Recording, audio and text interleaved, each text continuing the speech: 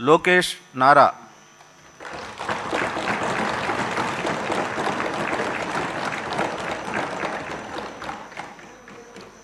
నారా లోకేష్ అనే నేను శాసనసభ సభ్యుడినైన ఎన్నిక అయినందుకు శాసనం ద్వారా నిర్మితమైన భారత రాజ్యాంగం పట్ల నిజమైన విశ్వాసం విధేయత చూపుతానని, భారతదేశ సార్వభౌమ అధికారాన్ని సమగ్రతను కాపాడుతానని, నేను స్వీకరించబోయే కర్తవ్యాలను శ్రద్ధాశక్తులతో నిర్వహిస్తానని దైవ సాక్షిగా ప్రమాణం చేస్తున్నాను.